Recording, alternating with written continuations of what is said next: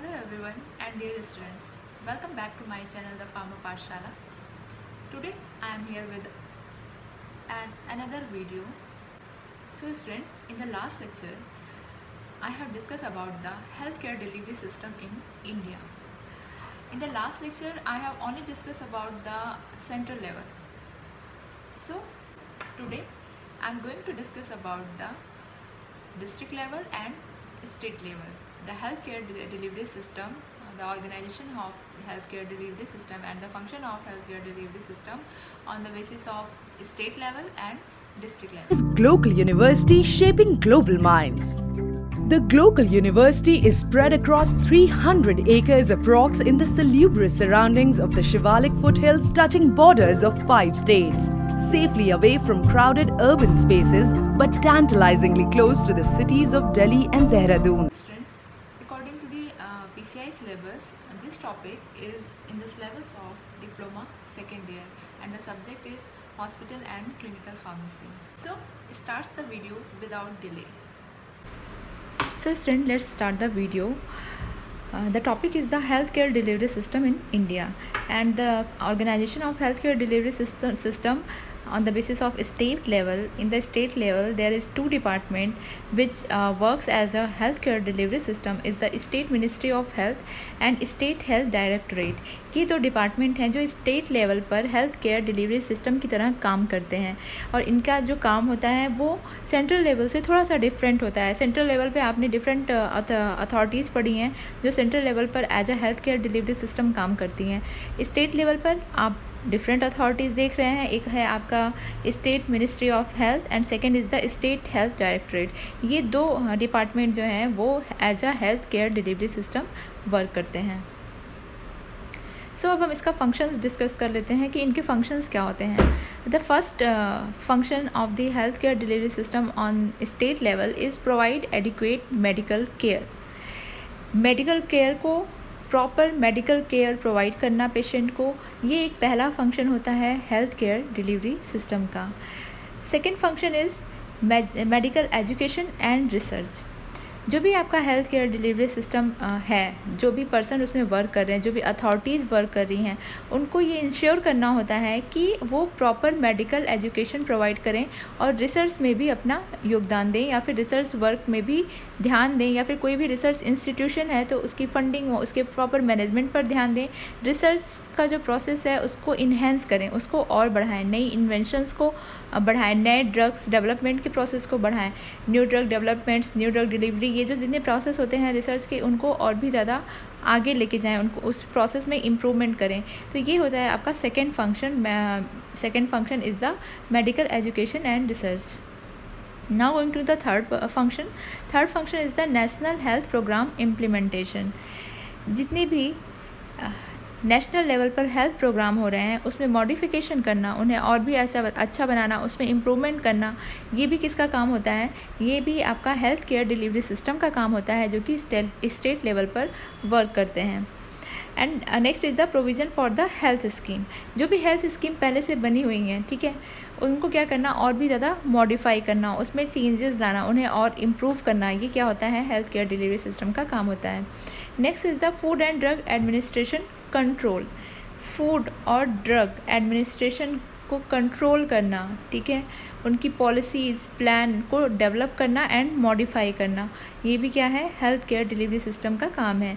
Next is the collection of the health information. Health से related जितनी भी information है उसको कलेक्ट करना.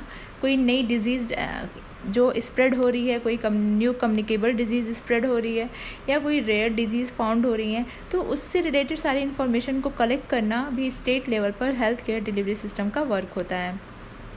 Next is the control over ESI scheme. ESI is the one type of insurance scheme जो कि health से related schemes होती हैं जिन्हें क्या करना है आपको, जो पुअर पीपल हैं, ठीक है, जो लेबर हैं, जो मज़दूर हैं, ठीक है, उन तक हेल्थ स्कीम को पहुंचाना, उन्हें उस स्कीम से ज़्यादा प्रॉफिट दिलाना, ये भी क्या होता है? स्टेट लेवल का वर्क होता है as a health care delivery system. Next is the enforcement of professional standard.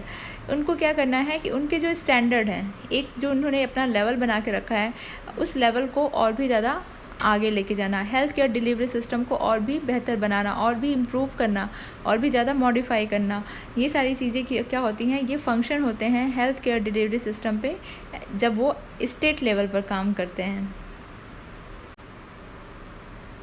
So students, अभी तक हमने जितना पढ़ा वो सेंट्रल लेवल पर था और स्टेट लेवल पर था। अब हम जो पढ़ने जा रहे हैं वो डिस्ट्रिक्ट लेवल पर है। जिला स्तर पर हेल्थ केयर डिलीवरी सिस्टम किस तरह से वर्क करता है और उनके क्या फंक्शंस होते हैं, तो उसके बारे में हम डिस्कस कर लेते हैं। So first is the maternal and child health. Maternal यानी कि जो माँ है, और चाइल्ड हेल्थ यानी कि आपका जो प्रेग्नेंट लेडी और बेबी दोनों की हेल्थ से रिलेटेड जो भी फंक्शंस होते हैं उनकी रिस्पॉन्सिबिलिटी डिस्ट्रिक्ट लेवल पर हेल्थ केयर डिलीवरी सिस्टम के थ्रू की जाती है। Next is the family planning. Family planning से रिलेटेड जितनी भी टेक्निक्स हैं उनके बारे में लोगों को अवेयर कराना, उन्हें फॉलो करने के लिए उन्हें अवेयर करना, ये सारी चीज़ें जो होती हैं वो हेल्थ केयर डिलीवरी सिस्टम के थ्रू परफॉर्म की जाती हैं। Next is the immunisation. Immunisation का मतलब क्या होता है कि हम जब उस वैक्सीनेशन करते हैं, टीकाकरण करते हैं किसी भी डिजीज़ के लिए, इम्यूनिटी को डेवलप करने के लिए, तो उस प्रोसेस को इम्यूनाइजेशन कहते हैं। और ये किसके थ्रू परफॉर्म किया जाता है, ये हेल्थ केयर डिलीवरी सिस्टम के थ्रू परफॉर्म किया जाता है on district level. Next is the nutritional services. बहुत से ऐसे न्यूबॉर्न बेबीज़ होते हैं, वो क्या होते हैं कि कुछ भी न्यूट्रिशनल डिजीज़ से सफ़र करते हैं। उनके पास क्या होता है कि क्वाशरकोर हुआ, मरसमस हुआ, ये सारी जो डिजीज़ेज़ हैं जो कि पोषक तत्वों की कमी से, या आप ये कह सकते हैं न्यूट्रिशन की कमी से न्यूबॉर्न बेबीज़ में होती हैं। तो उन सर्विसेज को प्रोवाइड करना जो क्या करें कि ऐसे बेबीज़ की बर्थ को कंट्रोल करें, ऐसे बेबीज़ की बर्थ को कम करें, हेल्दी बेबीज़ की बर्थ को इन्हेंस करें। तो ये न्यूट्रिशनल सर्विसेज प्रोवाइड की जाती हैं, वो हेल्थ केयर डिलीवरी सिस्टम के थ्रू प्रोवाइड की जाती हैं। Next is a control over communicable disease. अगर कोई कम्युनिकेबल डिजीज़ स्प्रेड हो रही है, कोई कम्युनिकेबल डिजीज़ फैल रही है किसी एरिया में, तो उसको कंट्रोल करना, जल्दी से जल्दी मिनिमम टाइम में हमें उसे कंट्रोल करना होता है as a health care delivery system on district level. And last is the record the vital statistics.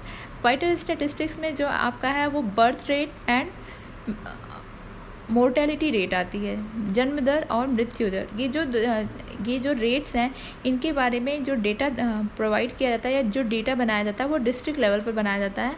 और हेल्थ केयर डिलीवरी सिस्टम के जो स्टाफ होते हैं वो इस डेटा को बनाते हैं, इस डेटा को प्रिपेयर करते हैं। तो इन डेटा वाइटल स्टैटिस्टिक्स क्या होते हैं, जो भी आपकी एक एरिया में जितनी भी जन्म दर है, जो भी मृत्यु दर है, we can say the birth rate and mortality rate, ये दो रेट्स के बारे में जो डेटा बनता है उसको वाइटल स्टैटिस्टिक्स कहते हैं, जो कि हेल्थ केयर डिलीवरी सिस्टम के थ्रू बनाए जाते हैं। So students, this is all about the today's topic. So students, today's videos was related to the healthcare delivery system. If you are a medical professional, then this video will be very beneficial for you. I hope you liked and understood this video. So keep watching our channel, The Pharma Pathshala, and like the videos. If you are new, then don't forget to subscribe our channel, The Pharma Pathshala, and keep watching. Thank you. If you are new, then don't forget to subscribe our channel, The Pharma Pathshala, and keep watching.